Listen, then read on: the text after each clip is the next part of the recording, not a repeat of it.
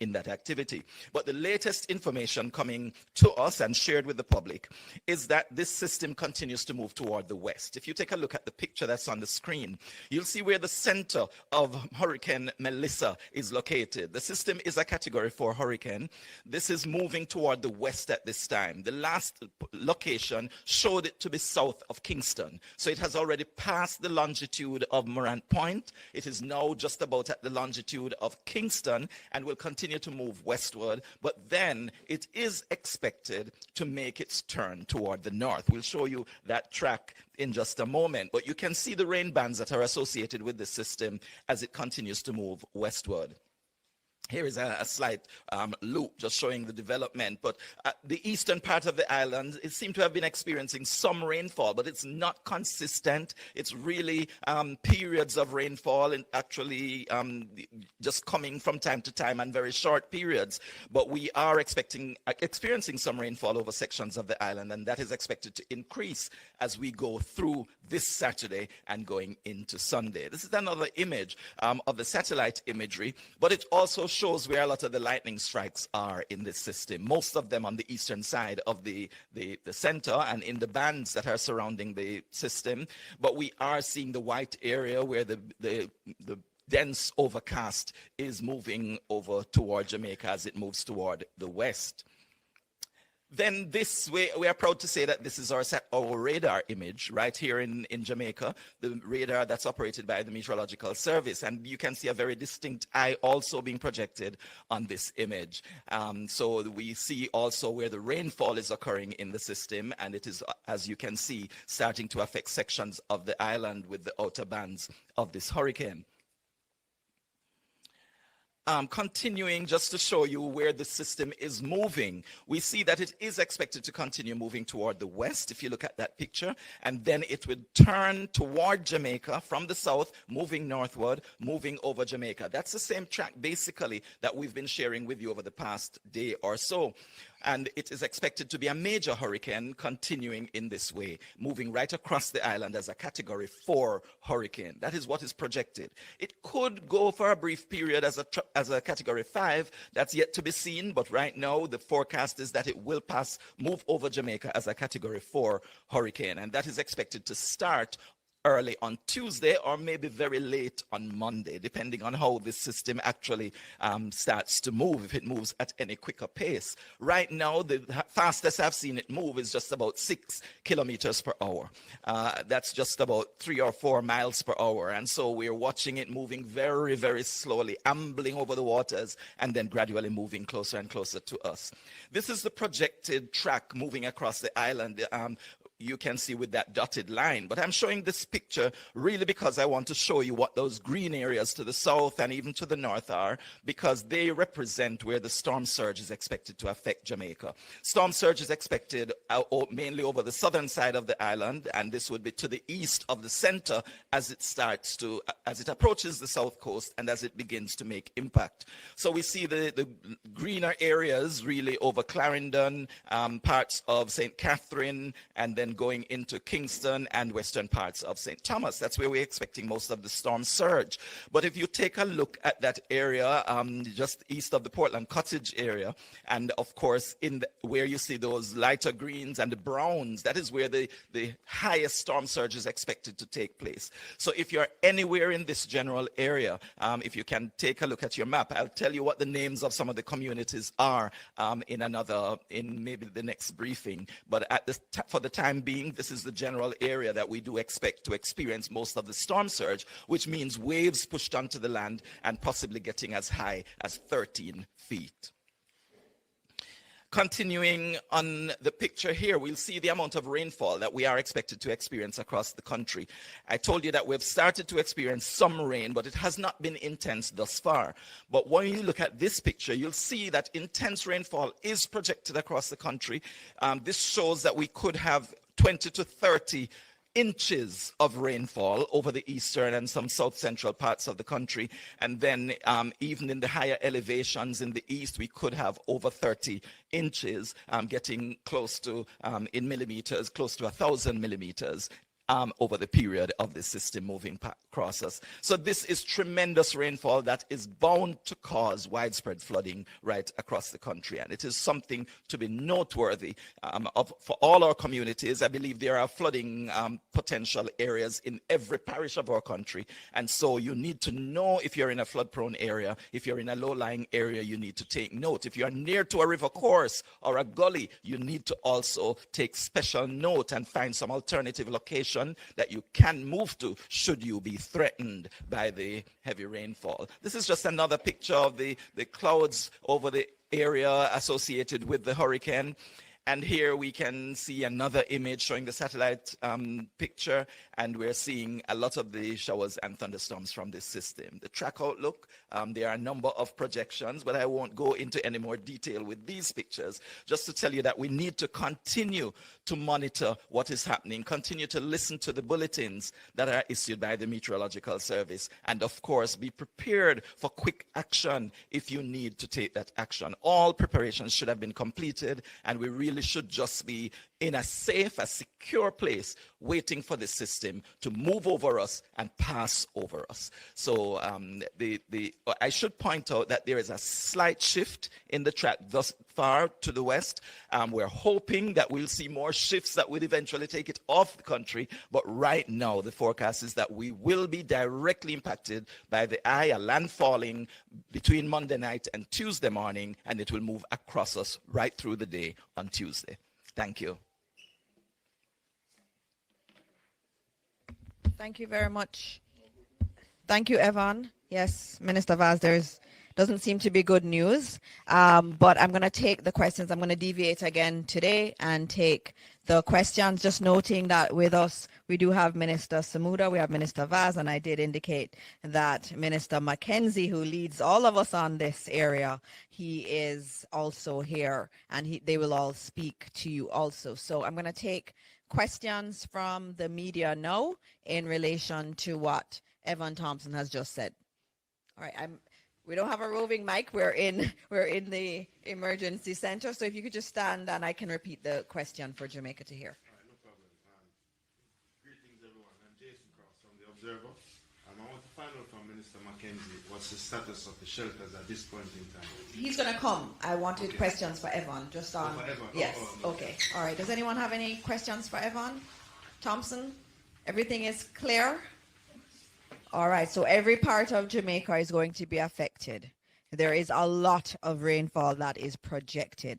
He also said we'll feel the brunt of it Monday night going into Tuesday. And so that's what he has said. We all have to be very, very careful and be prepared for the worst. All right, so now we're going to have Minister Samuda, who will speak to you. He's our Minister of Water, Environment, and Climate Change. Minister Samuda. Thank you, Minister Dixon. Colleague ministers, thank you for the hospitality. Minister Mackenzie, Evan, heads of agencies, members of the NIAC, members of the media, and certainly those watching and listening at home. As Evan would have just told you, we are facing a Category 4 hurricane that has potential for strengthening. As I have started every update with the statement, because it is incredibly true, and I think particularly true at this moment, it is still not time for panic. It is time to complete your preparations. It is time for some prayer, and it is time for us to plan and time for us to engage our programs. This storm will test our systems. I want to publicly put on record my thanks to Evan Thompson and to his entire team, leadership all the way through the organization, as they've been working 24 hours a day, not on shift or I think in teams. I think every team is fully engaged over the last 10 days as we've been tracking this unusual storm. So I want to publicly thank the Met Service on behalf of Jamaica and the government, because they've been doing an awesome job in keeping us up to date and giving us the information that we absolutely need to plan. We also want to put on record our thanks to our international partners, in particular the National Hurricane Center, that does support us significantly with technology and visibility that we may not have locally. We also want to thank the UN country office that has reached out to us and offered their support, and many other partners. We are at a critical juncture. And at our earlier discussion with the utility providers, Minister Vaz made an important point. The proof of the pudding is going to be in the eating in terms of how we execute the plans that we have. But let's look firstly at the state of our planning, certainly for the water sector and its interconnectivity with the power sector. The Water Commission has engaged all of its emergency protocols. We have done a re-review of our performance and ability to restore service post-burial over the last few weeks and ensured that we have ticked the boxes, so to speak, of the plan that we wrote post-burial. One of the things that we've done and is formed a co-working group with JPS. So JPS is very clear on all of the pumps that are critical for supply of hospitals, of infirmaries, of places of safety, of places of detention, so that they can work to restore current to those first. They're also clear on the pumping stations that function to load trucks, so that they know that those are also priority stations that have to be restored, so that we're able to also do emergency water distribution while turbidity settles, while you get your generators dispatched. Now, one of the things that we've not been able to do is to pre-dispatch our generators, and that is for a very real reason. We've seen the issues that Digicel and Flow are having with theft. We've seen the issue of theft of fuel from generators. So we will have to dispatch immediately after the all clear comes from ADPEM so that we reduce that theft. But we have over 50 generators, which are major generators that create the triple phase, or rather triple phase generators that provide the power that you need to start our pumping system. This will restore close to 80% of our customer base within 72 hours of the all clear and turbidity settling. We can't say definitively where turbidity will be a particular challenge and how much of a challenge it will be, but we expect to get to 80% of our customers with sporadic supply after 72 hours, because generators do have to cool, they do have to break, they do have to take their time for service and for refueling, etc. So it won't be 72 hours and everything back up and running, but 72 hours that there will be supply that allow people to catch water, to store, to backfill their storage, and to be able to manage.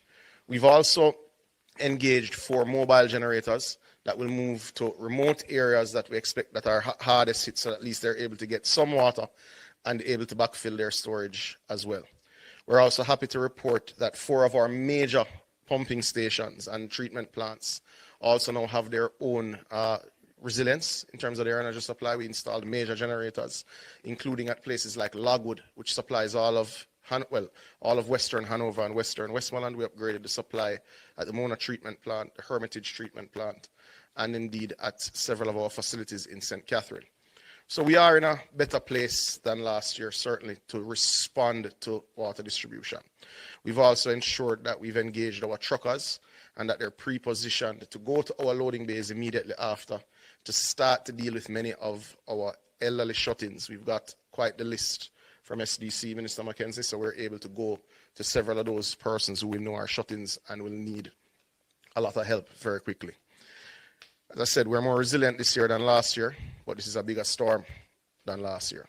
And this is a potential direct hit. Beryl was not a direct hit. So we're more resilient. Let's hope that additional resilience is sufficient for what is a worse storm than we would have faced last year with Beryl. God bless Jamaica. Stay safe and stay smart and listen to the official sources of information. If I was to take what I just saw, I wouldn't have been able to drive in New Kingston a while ago because of flooding that's being posted as now. So we encourage you to follow JIS, follow OPM, follow the Ministry of Education and Information, follow the relevant ministry sources, and of course, reputable media houses. Thank you. God bless Jamaica. Thank you so much, Minister Samuda. And next up, we have Minister Mackenzie. But I think Minister Vaz is asking if he can go first. So we're going to have Minister Vaz, our Minister of Energy, Telecoms and Transport. Thank you very much. Good afternoon, good morning to all of Jamaica, diaspora, and of course, media, colleague ministers. So Let me start by saying that we had a press briefing earlier, or should I say the JPS had a press briefing for which I attended. So I'm going to repeat some of what I said of the important points there.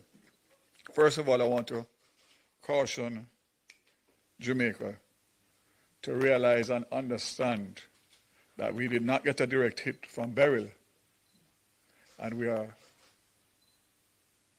due to get a direct hit category 4 and possibly category 5. So the level of damage that you saw in Beryl will likely be severely increased and more widespread than what we had. I can say that the presentations that have been made to me by the telcos and JPS and the other essential services under my ministry, I am satisfied that we have a plan in place. But again, I want to caution that the plan is one thing. The execution of that plan is what is going to make the difference in our recovery. I want to say that you have the commitment of the Prime Minister already, that all his line ministers will be leading from the front, meaning that firstly communicating with you, and secondly doing the work and the coordination and collaboration that is going to be required.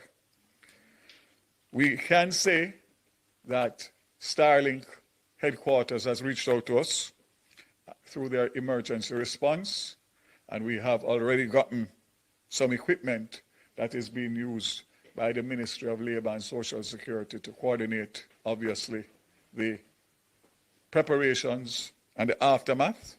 And I can say that Otben also has either received or will receive shortly another set of equipment that will allow for us to be able to communicate during and after the storm.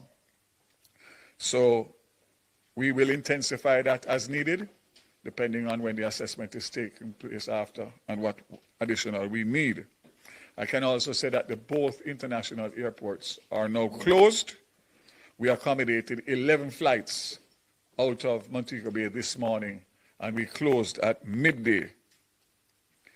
JUTC remains operational for evacuation, and they are coordinating as we speak with ODPEM and the police. As the storm draws or the hurricane draws nearer, obviously there will be more requirements for us to be able to respond. I want to say again, at this point, there's always been a hesitancy when evacuation orders are given. Do not take this one lightly. This may be the one. So follow the instructions of ODPEN and Minister Mackenzie and the government of Jamaica, because we have your safety in mind. And top priority, low-lying areas. I'm sure Minister Mackenzie will speak on it, so I will leave it for them. The toll, east, west, and north, south. I have already signed the order, and I'm just waiting to effect it. So as soon as everyone tells me that the weather is upon us, we will open the toll booths free of cost, and that will remain in place, including the aftermath, to allow for emergency responses and for persons to be able to access and get to their families, their businesses, and their properties. JPS. I was bombarded on the way here with a WhatsApp that is circulating about when JPS is going to shut down the various parishes. It is fake news. Only listen to JPS directly on their social media or their releases, and Government of Jamaica trusted sites and communication apparatus. I can say that between when I went to JPS earlier this morning and coming here, I have now received the request for force majeure from JPS officially. And for those who may not understand, force majeure, let me just say, it is a contract clause that relieves a party from fulfilling their obligations when an extraordinary event beyond their control, such as natural disaster, makes performance impossible. So, in essence, the license has certain conditionalities. And in order for them to be relaxed, in order for them to respond, they require the government of Jamaica, who gave them the license in the first place, to sign a force majeure.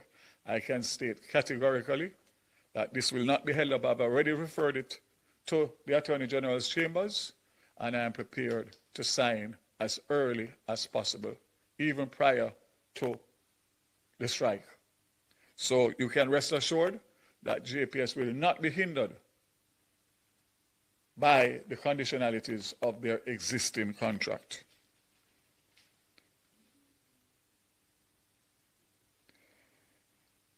Let me just again caution everybody not to listen to fake news. I know it's very hard because anxiety levels are high on your phone, monitoring every message that is coming around and trying to find as much information. That will just raise your anxiety. Just stick with the government of Jamaica, who has your best interest at heart and will continue to communicate to you as required and as we have been doing. Congratulations to Minister Dixon and the team and Minister Mackenzie and ADPEM. I know it's not an easy time. You can be assured that we will lead from the front and we will get through this together. So I would close by saying, this is not a time for politics. This is not a time for rifts and disagreements. Every single Jamaican has a part to play between now, during, and after. And if we do it collectively, in unity, and in harmony, we will recover better and quicker. May God bless Jamaica and every single Jamaican. God bless you. Thank you very much, Minister Vaz. And so we are going to close out this briefing with our last presentation, and then we'll take questions, but it will be from Minister Mackenzie, the Deputy Chair of our National Disaster Risk Management Council. And he has been the one that's coordinating everything, and so he'll have some very important updates for the country. Thank you. Thank you, Minister. Thank you, Minister, colleague, Minister Evan, officials from ADPEM and members of appointed minister, officials from ADPEM, members of the media, Jamaica, good afternoon. First of all, I'd like to advise the country that we have activated all shelters across Jamaica. So shelters are fully activated, and persons who wants to go to the shelters, they can do so because the shelters have been activated.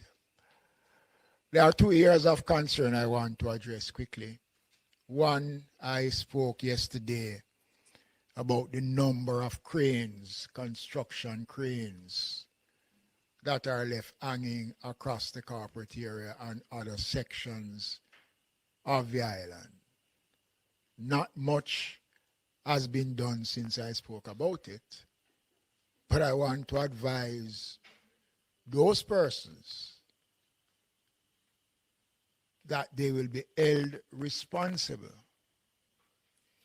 for any damage, loss of life, that those cranes and construction material might contribute to. It is not late to take them down. I am asking those who have up those cranes, right around here in New Kingston, you see them up, still up, making one final appeal. The other area of concern involves some of our homeless population. And I noticed that a lot of people is criticizing the government because there is one homeless man in the Harborview area who got personal attention from the inspector of poor and the secretary of the board of supervision, who went out and engaged him in lengthy conversation, trying to convince him it is in his best interest to go to the shelters. And he refused. I saw in one of this morning's newspaper that one homeless man said he'd rather die on the street than going into the shelters. I want to make it clear that we have made all the necessary provisions to remove the homeless population. We have provided public transport to take them to the various facilities right across the center. And we will continue to do so as long as conditions allow us to do so. The question of the mandatory movements will be addressed. But let me say to Jamaica that I don't think we need an order to move from the areas that we know are vulnerable communities. Very encouraging, despite there are still persons in Port Royal who don't want to leave. The Member of Parliament, Philip Paulwell, called me last night to say that a significant number of persons in Port Royal have started to move or have left the community. And we will still be providing transportation in all the communities. And if you listen to what Evan said about the level of rainfall and the possibility of flooding, many of these communities will not survive this flooding. Again, I urge persons living in low-lying areas, areas that are vulnerable to flooding. It is not too late. If you're having problems to move, call the odd pen. The numbers are available. We will assist you if you are having problems in moving. I said yesterday, and I'm going to repeat it again. When this event comes, it is going to be impossible for us, after all the attempts that we have been making, to advise persons, begging persons to leave. It is going to be difficult for us to say to our first responders, go out and risk your lives now for someone who refused when it was conducive for them to leave. I might sound harsh, but it is the reality. And I don't believe many people in this country realize what is it we are facing. And the government continues to play its part, and nobody can deny that the government has not been proactive. And I want to say something which is pertinent in saying, based on the assessment that was done by the government after burial, the committee headed by former commissioner, who is now ambassador to the United States, a lot of findings. We look at the findings and the recommendations, and a lot of what came out of those recommendations are being implemented as I speak. So our shelters are up and running. Transportation to transport people to the shelters are available. The critical communities know themselves. Rocky Point in Clarendon, Portland Cottage, Bamboo River in St. Thomas, New Haven, Riverton City, Taylorlands. I can go on and name these communities know themselves. They know the difficulties. And with a category 4 hurricane, with the possibility of raising to a category 5, there is nothing more we can do as a government but to beg and beseech persons to heed the warning. And if it will help, I will go on my knees.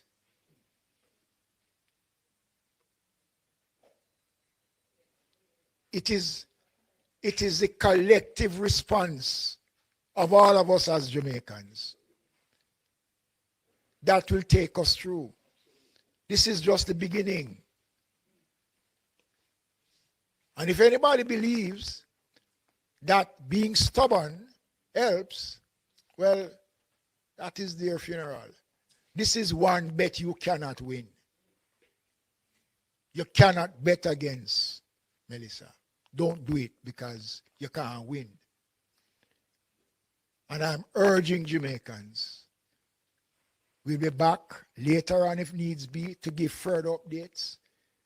Minister Dixon have indicated that we'll be back tomorrow morning. And if possible, we can come back on Tuesday. We will be coming back. We will continue to speak to the country. But we can only speak as loud as you will allow us to speak. So, the shelters are up. The Ministry of Labour and Social Security have started to make arrangements to provide relief supplies for all our shelters. The shelter numbers are up, and I'm going to ask Ms. Edwards to come and to give some numbers that persons can make contact. It is important, ladies and gentlemen, Jamaicans, I beg of you, I urge you. And as a praying country, let us continue to pray for God's guidance and strength as we commence this journey that only God knows where it will end. Thank you.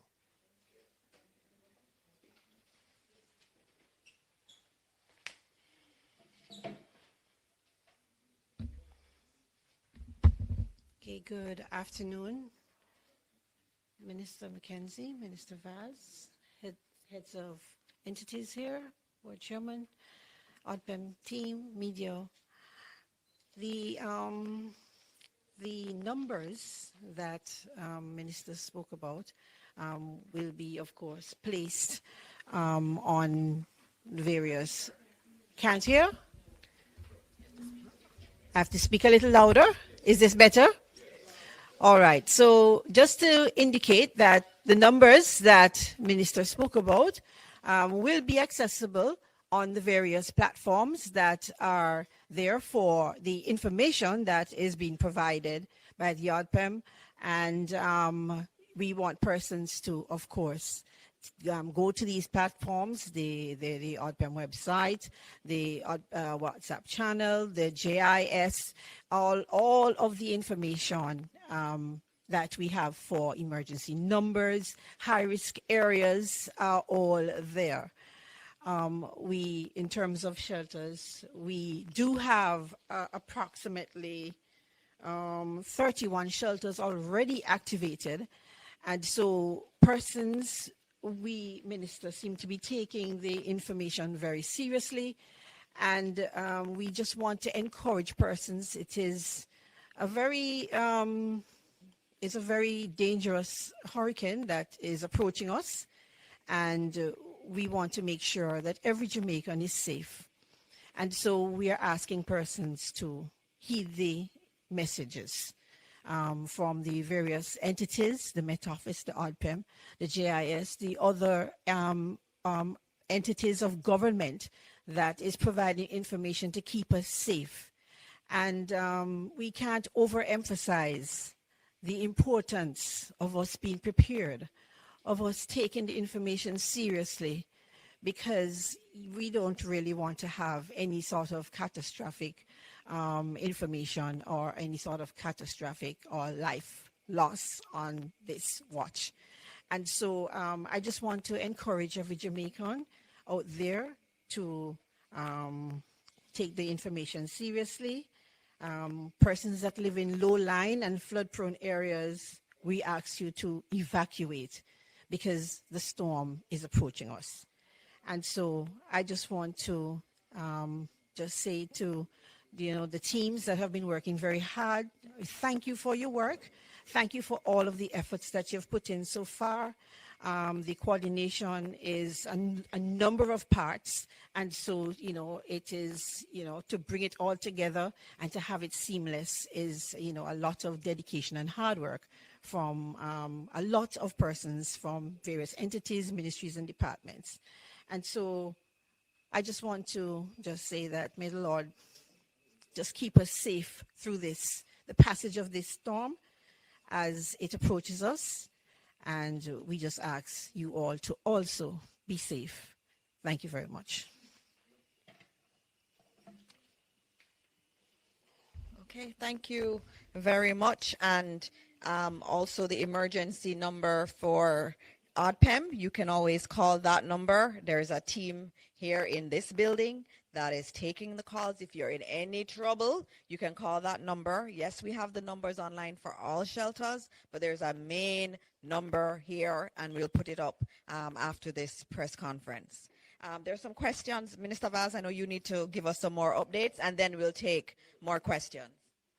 Just to reiterate Minister Mackenzie's message a while ago, I just received a WhatsApp update from the JUTC. They have responded to 4 evacuations calls since yesterday, I suspect through ODPEM. As far as Flaggerman in St. Elizabeth, where the residents refused to board the bus. So we sent a bus all the way to Flaggerman in St. Elizabeth. No response. Old Harbor Bay, yesterday, only 10 persons boarded the bus. Port Royal and Raytown today, same response. So we have deployed our resources and are awaiting boarding. So we actually, Desmond, have buses on spot now, parked, waiting to evacuate, and the response is not there. So I want to reiterate based on what Minister Mackenzie just said, and also to say that the update from JUTC as of right now is that they are running limited operations and will likely cease operations by mid-afternoon due to rising water levels, low visibility, and of course, the weather coming closer. JUTC is also providing special support in transporting medical staff to the KPH, and we are prepared to respond to similar requests from the public health sector. So again, just indicating that we are doing everything physically possible. And to say, as Desmond rightly said a while ago, you cannot win this bet, so don't gamble.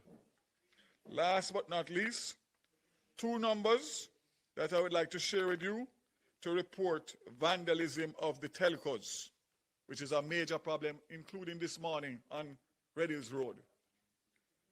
876-922-4357. So that would be 876-922-HELP. And also, for Digicel, that would be Flow. For Digicel, we have a number here.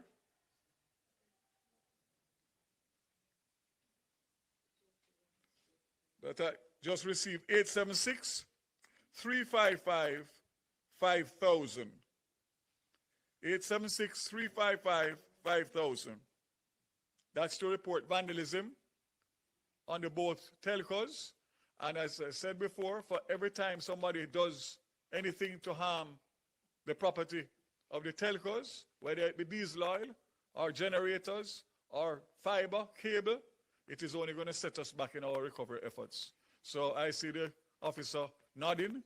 Zero tolerance. Zero tolerance. Thank you.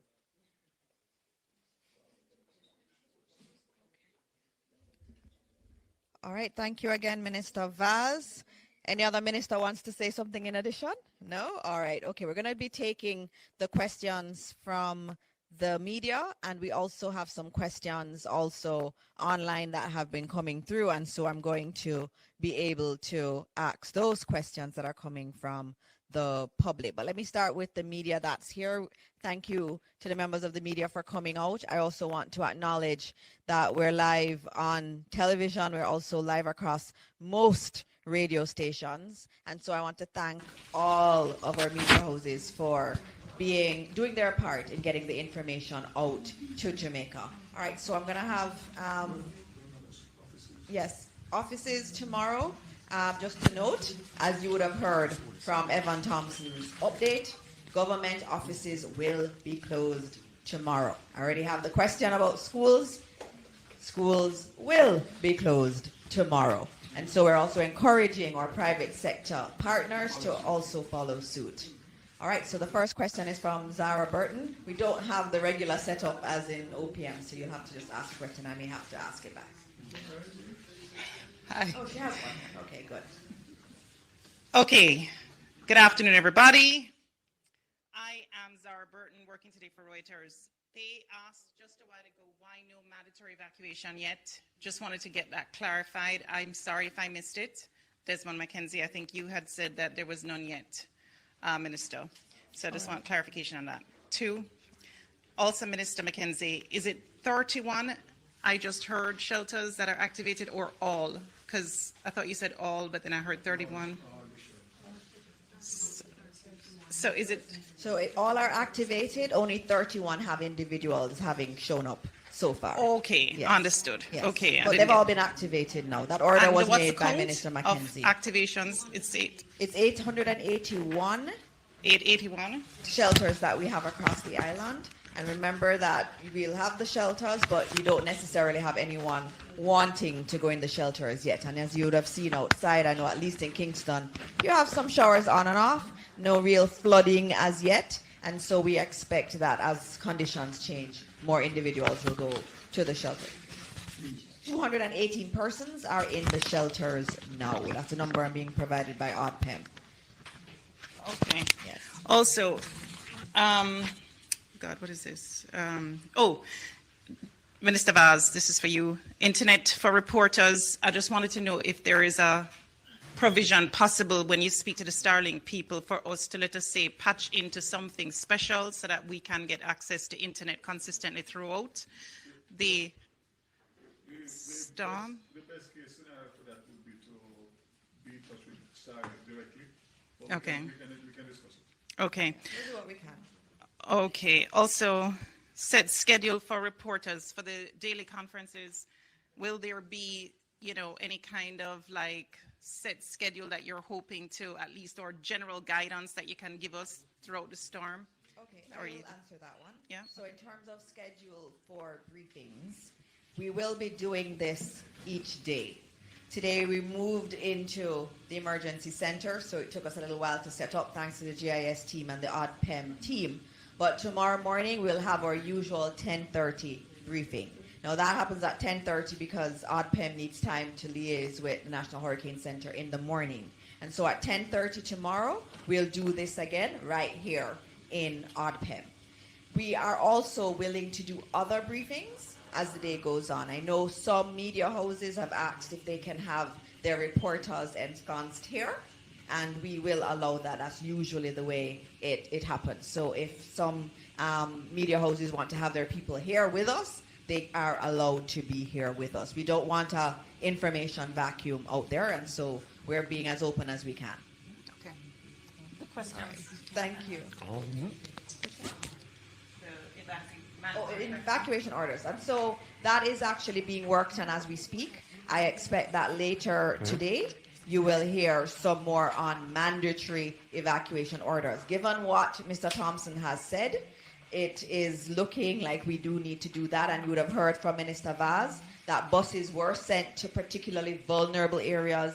Individuals at that time yesterday did not want to leave. We may have to do evacuation orders, and that decision is going to be taken later this afternoon. And we will tell you as soon as it is done. We'll send out a media advisory on it. All right, Mahiri. Afternoon, everybody. Mahiri Stewart, Nationwide News.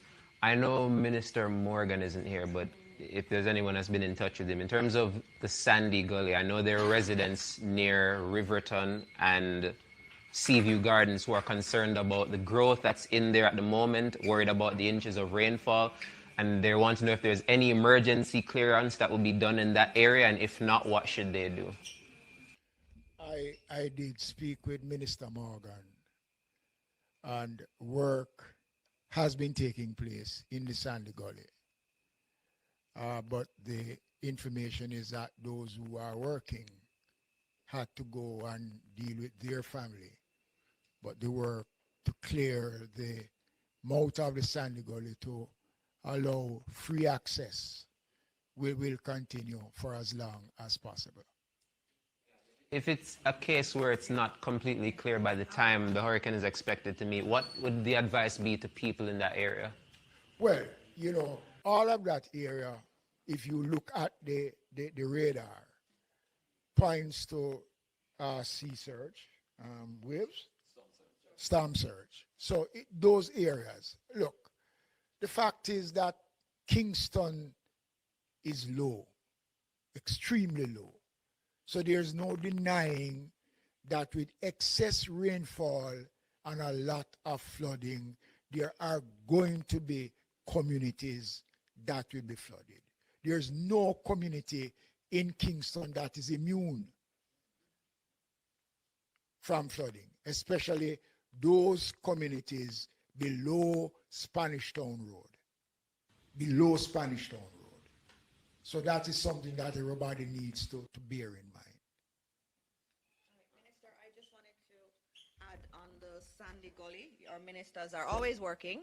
So I have online Minister Nesta Morgan, Robert Nesta Morgan, who will give an update. So I'm just gonna put it on speaker. We're gonna be as resilient as we can be. Minister Morgan, you can go ahead. Thank you, Dr. Morris Dixon. I'm actually in the hills of Clarendon preparing for the possible hurricane. I listened to the question from Mahira, and I just wanted to give a quick update as to what we have done at the Sandy Gully. So the initial urgent matter was to protect the bridge that joins Spanish Town Road. That bridge is an important connector between the outside of the city and the city. It connects the ports, it connects the important health facilities such as the KPH, and it's also an important commerce carriageway. The second objective of what we did on Sandy Gully is to ensure that water flows to the sea. So we recognize that it would have been impossible for us to remove all the debris that is beyond the bridge, which is adjacent to Seaview. So we have created a large waterway that carries water to the sea. This does not negate the fact that sections of that area are actually on or below sea level. And as Minister Mackenzie said, if there's a storm surge, if there's significant water, persons are being advised to listen to the advisories from the Ministry of Local Government, the Office of Disaster Preparedness, because while we have done a lot of work and we've protected the bridge and have created a channel for the water to move, persons still have to take their safety in mind and watch what is happening and listen to the bulletins and listen to the instructions of the constituted authorities. All right, thank you very much, Minister, and be Thank you safe. very much, Dr. Morris Dixon. Thank you. All right, told you, our ministers are always ready to answer your questions. All right, there are more questions right here. I think Mahiri is going to ask another question. Yes, just an update on the toll for the highways and at what point those will be made free. Shortly. Very shortly. As the weather gets closer. So I would estimate this afternoon. Okay. And is there any update you can give in terms of the evacuation of students? I know that there's a bus system for tertiary students around the area and UTech. What was the success rate of that? They reached out to us yesterday, so JUTC has been in touch with them.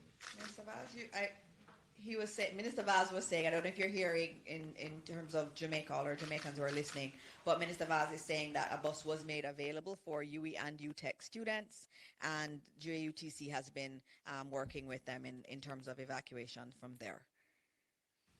Those are your questions? All right. Do we have any other questions from the media? Okay.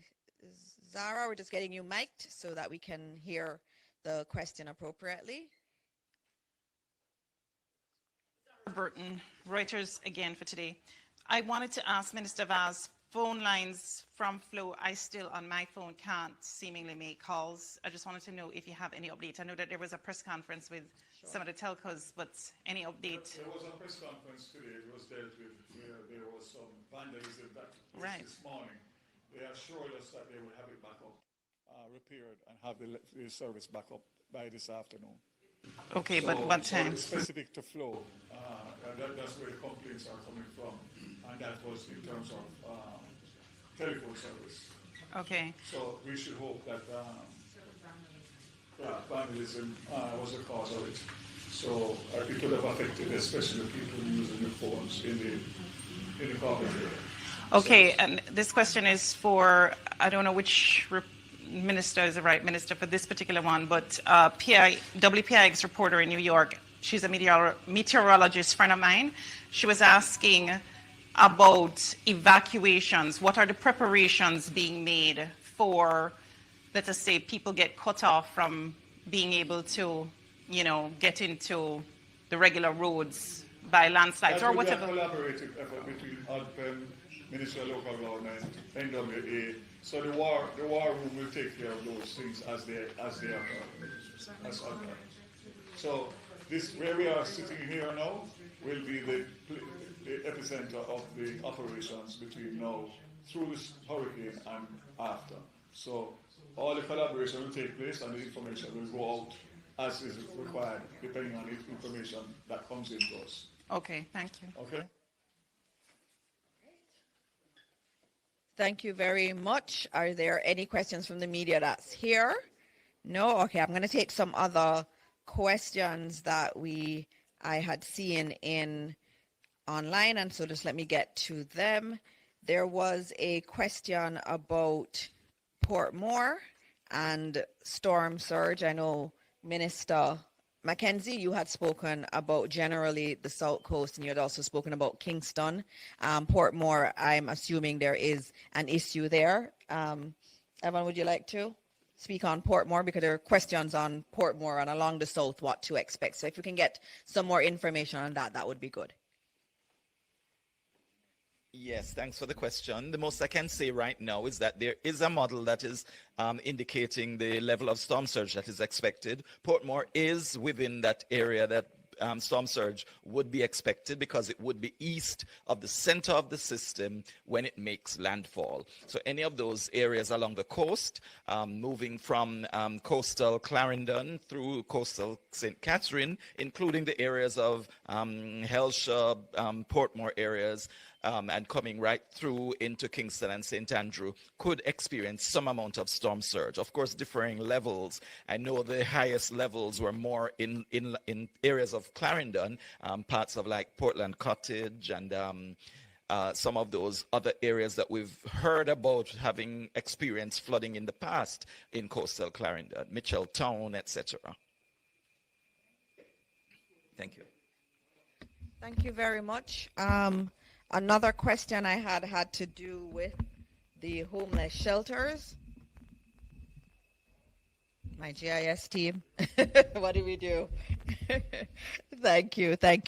I have the best team at GIS. I have to tell all of Jamaica, they're just absolutely excellent and so supportive, and they're all here away from their families, and we do appreciate them so much. I have a question about the homeless shelters, Minister Mackenzie. I think they're asking about where these homeless shelters are. I know we've posted them online, but if you could just say a few words on the homeless shelters. The homeless shelters are situated in every parish capital. So we have drop-in centers, we have shelters, and there are also some of the homeless are being housed in certain sections of the shelters that are situated. So a homeless person, they will know where to find it. There are still people on the ground as I speak out there dealing with the homeless population. So every parish have more than one shelter for the homeless. And let me say this, based on the survey that we were doing on the homeless population, we would have identified locations where these homeless people are. And that survey has helped us to go and find those persons. So it is not difficult this time to find them, because when we did the survey, we found them at the location that they would normally hang out. And we have been moving the homeless persons.